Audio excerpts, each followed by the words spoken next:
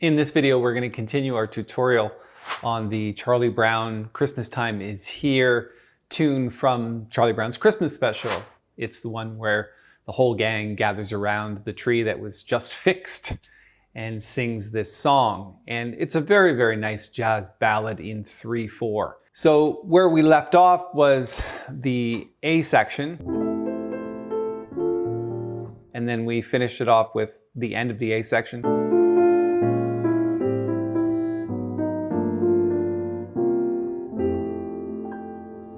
And now we're into the bridge. And the reason why the bridge is very cool is because it jumps into the key of D flat major momentarily. So you've got this D flat major 7th chord and then a G flat 9 sharp 11 chord. So essentially D flat major in root position is this, and then G flat 9. And by themselves, they don't sound that great, but the way that they sound when it's in the tune sounds like this, which is really nice. So what you have here for the D major 7th chord is essentially the 9th, yeah, that's right, the 9th and the 3rd up against each other, and then the 7th in the melody, like this. And then when we get to the G flat 9 sharp 11, it's like, again, like we had in the first A section where we had the G over F chord. This is, again, A flat over G flat. So a whole tone up from G flat. Think of that like an A flat major triad over G flat 9, which makes the sharp 11. That's where this note is. That's the sharp 11. So the A flat major triad with the 3rd of the chord and the 7th here. Really nice sound.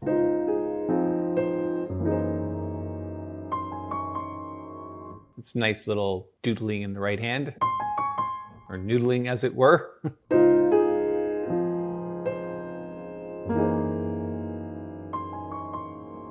Or it changes there where it goes. So.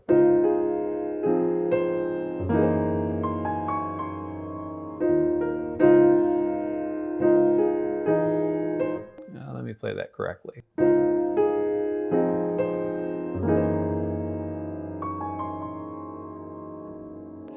And then moving on to the next part of the tune, this is my favorite part where it does this 3, 6, 2, 5, 1 with a bunch of passing chords. So this is 3, 6, 2, 5, which is a standard progression. We have lots of videos on Jazzmentl, and we have lots of videos on the Jazzmentl YouTube channel that talk about 3, 6, 2, 5. It's essentially a turnaround.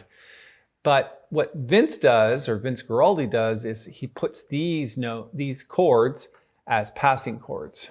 And all they are is a half step above the destination chord, each of them. Well, this one's not a half step, but it's like a half step because it's a tritone substitution. So again, this is sort of 5 of 2. This one is a half step above. It's still 5 of 2, but again, tritone substitution. And then the final one is a half step above as well. So we got the A minor chord. So 1 and 7 in the left, and then 3 and 5 in the right, with the melody note being the 3rd. And again, that's the passing chord.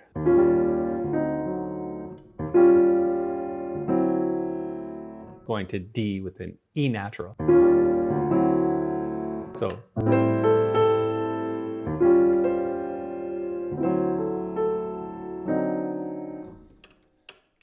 So the D7 flat 9 chord is 1 and 3 in the left, not fingering, right? We're talking about the notes of the scale. So that's 1 and 3, and then 7 and flat 9.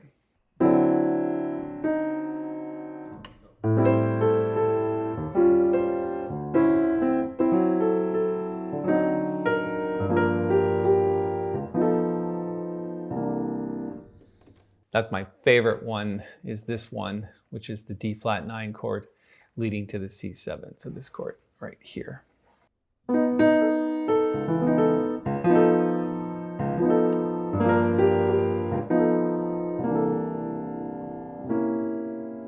So that whole line.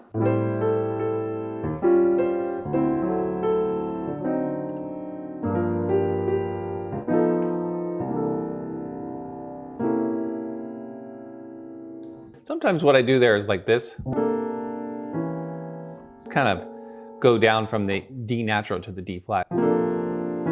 It's a nice sound.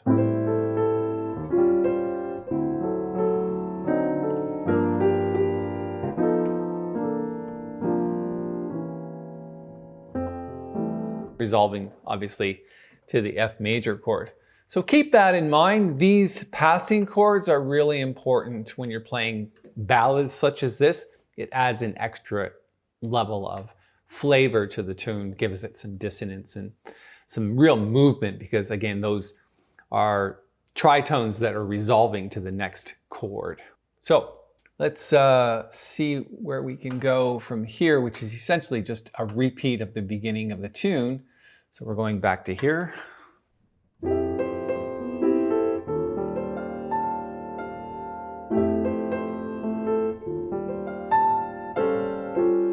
This is the only thing that's different in the second A, is this E flat 9 chord sharp 11. Let's take a look at that quickly. So if you analyze that, all this is an F triad in second position, and this is also an F triad. So just, 1, 3, and 5, and this one is 3, 5, and 1. And in the left hand, you've got 3 and flat 7 of the E flat 9 chord. So think of those just like passing chords. So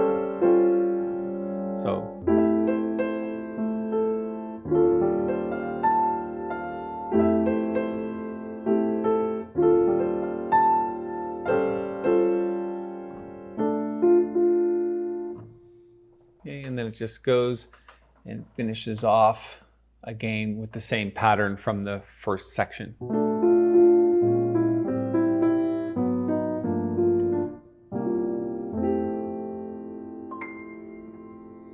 Okay, I think if you're taking a look at this like an exercise in terms of where do you want to go just beyond the notes that are written here, as we've discussed in these tutorials, it's not really about the notes themselves. It's about how the chords drive the thought process when playing jazz. Because if you just read the notes from the page, you're not really learning jazz. You're just learning like any other classical musician would just play the notes that are given to you.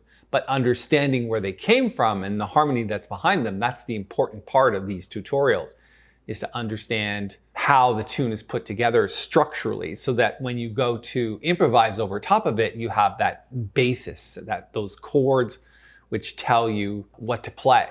Now, if I were going to help you even further on this tune, what I would say is think about soloing in terms of, well, what do I play over these chords when it's my turn to kind of put an improvisation together? So let me give you an example of that, and then in the next tutorial, we'll talk about some of the things that you can do to improvise. So let's go from the top of the tune, which is here, and see if we can play some improvisations.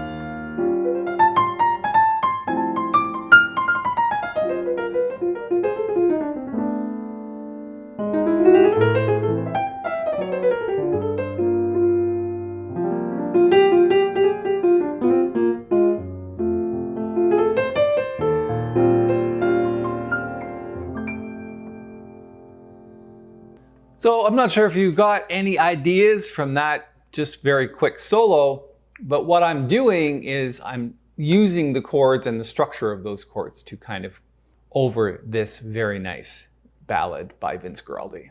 If you like this video, please take a moment and give it a thumbs up. And if you, let me do that again. So if you like this video, please take a moment, give it a thumbs up, subscribe to the channel, and hit that little bell, because you're going to be notified of when we post new videos, which is essentially 5 times a week. So of course, you don't have probably time to go through all of them, but it's nice to know when new tutorials hit so that if it's of interest to you, you can get that notification and dive in and get started. All right, thanks so much for your time. I appreciate it, and have a Merry Christmas.